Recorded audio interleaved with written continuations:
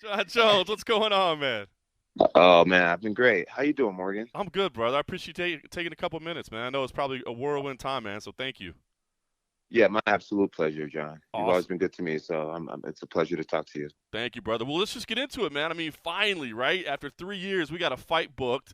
And so I'm just Yes, sir. wondering what you're feeling like. I mean, I know you've been training and preparing for this, but now you got a name, you got a date, you signed a contract. What's the feel like for Yes, you right now? I'm excited. I'm excited. I'm grateful. I feel humble. I feel appreciated by the company I work for. I feel like I'm in a really good place. I feel like I'm in a really good place. MMA feels fun to me again. Um, Obviously, with being out for 3 years and in a new division, there's a lot of questions that cause me to stay up long nights, but it keeps me sharp, and that's something that I felt like I didn't have at light heavyweight towards the end. Towards the end, it just felt like another day at the office. This doesn't feel like another day at the office. This feels very different.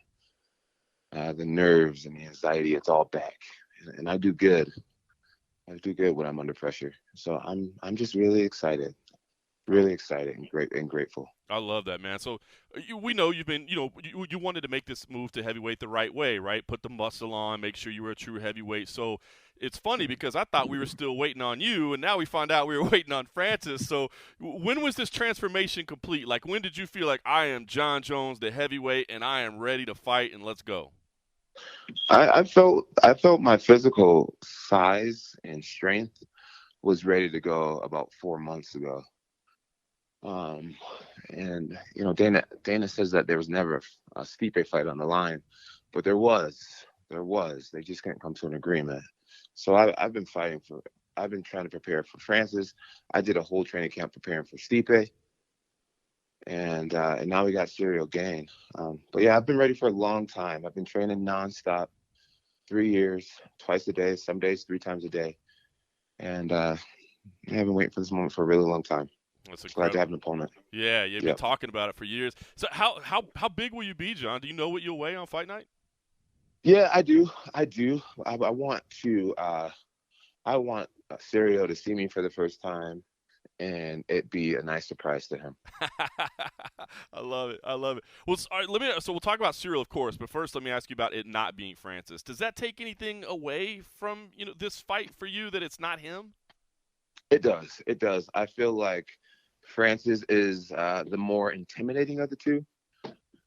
I feel like just as far as the American Americans go, I feel like he's more known in America. Right. Um, you know, Francis is this big, scary, intimidating man, where Sirio is relatively unknown. So, so, and obviously Francis has the belt, so taking it from him would have been nice. Um, so yeah, it's a different fight. It's a complete different stylistically. It's a different fight. I think the fight that meant the most to me was fighting Stipe Miocic. Mm, That's the fight that actually means the most to me because Stipe is the greatest heavyweight of all time. I'm not looking past Ciryl Gane at all. Um, I'm very honored to fight Ciryl Gane, and I knew it would be happening eventually, inevitably. But yeah, that's the fight that I really was bummed didn't happen. that's Um, interesting. So what? So let me ask you, as far as getting ready for Cyril. I mean, like you said, you were thinking about Francis, you were thinking about Stipe. I mean, had you been watching Cyril as well? Like, are you having to study his game now, or were you already, watching him I and breaking him down? I studied Ciryl Gane a lot. I studied his Francis Ngannou fight a lot. I was interested to see how Francis performed against Southpaw, and Ciryl had a lot of success in that fight. So I was watching Cyril's offensive attacks um, and his Francis fight. I watched that fight many times.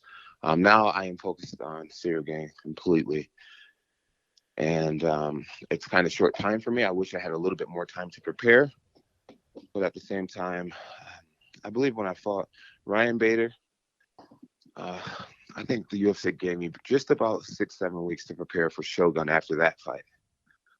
So so this idea of preparing for a new opponent in about 6 7 week frame, I've done it before, and I think it's more than enough time. Um, I would have liked more time, but this is a good amount of time. So I feel great. I feel great. I dig it. I mean, John, I mean, look, you're already considered the GOAT by a lot of people, including me. But you win the heavyweight title. I mean, I don't see how anybody denies you're the greatest of all time. Do you think about things like that? I mean, can you allow yourself to think about, meaning like that and titles like that, or is it just you got to focus on a fight and nothing else? I I am very aware of who I am and my image, the good and the bad.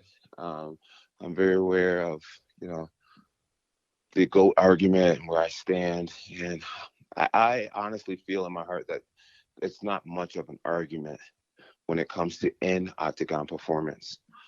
Um, Greatness is a big word though. So if you're talking about character and business sense and relatability and all these other types of stuff, maybe some people won't consider me a great individual. But when it comes to in cage, I do believe that that argument is over.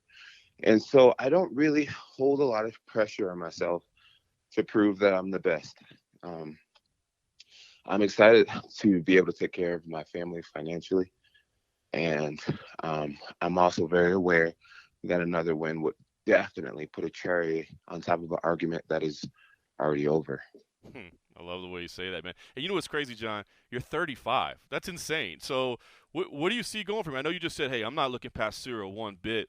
But as you envision kind of this next stage of your career, is this like, one and done just to prove I did it? Is it now I want to set the heavyweight title defense record? Is it? I mean, what do you see as the goals that you want to tick off here in this kind of next phase of your career? Uh, my immediate goals is to beat Ciryl Gane and and to beat Stipe Miocic. After that, it'll just be conversations with the UFC to see what makes sense. But um, I'm guaranteeing the fans at least two more fights out of me. I love it, man. I love it. Well, I'm fired up, John. I'm so happy you're back. I know you're busy, so I won't take too much of your time. But let me just ask you one thing. It's crazy to think there's a bunch of new fans that might have never seen you fight before, Jon Jones. It's been that long. I can tell by the betting odds. Right? It's crazy, man. So talk to me. Yeah. What do you want fans that may not have seen you before? Like, what do you think they should know about you, or what is it that you want to show them in this fight, or that they should know coming in? Uh, hmm. Mm. It's just I want the fans to know that there's levels to this game. I want the fans to know that there's levels to this game, and I'm excited to show the world how great I can be. Hmm. Can't say it better than that. I love it, John. I'm excited that you're back, man. Thank you for taking a few minutes, and obviously we look forward to seeing you when you get closer to fight week out here in Vegas. Thanks, John Morgan. Keep shining, keep winning, man. All the best.